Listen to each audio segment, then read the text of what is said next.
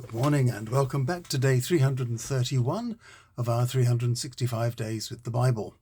We are looking at the moment at those parts of St. Luke's Gospel which are unique to him and are not found anywhere else in the New Testament. Today we're looking at Mary and Martha as seen in Luke chapter 10 verses 38 to 42.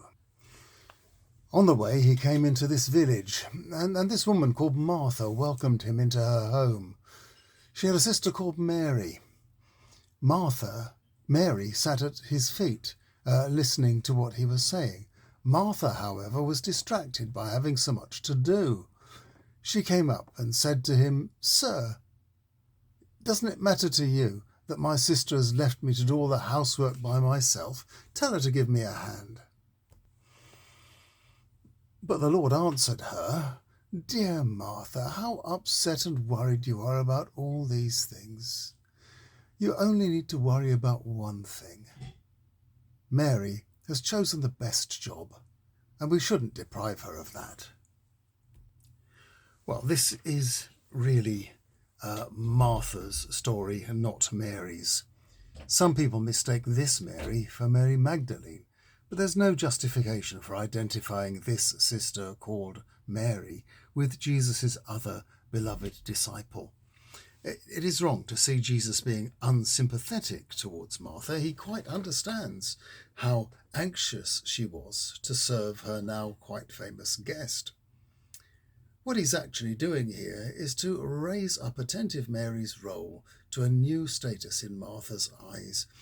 It isn't that being mindful of Jesus' physical needs is a bad thing and listening to him a good thing. It's that both have their place and his teachings take priority. So this is Martha's story. She's the hostess. Luke alone has this story, and he places it just after the story of the Good Samaritan.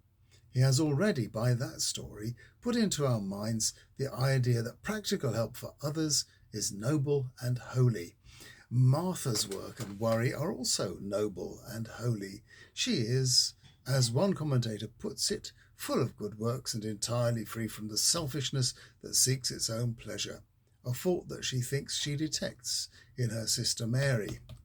So there is a deeper message here than the usual one, which on the surface just suggests that devotion is better than busyness.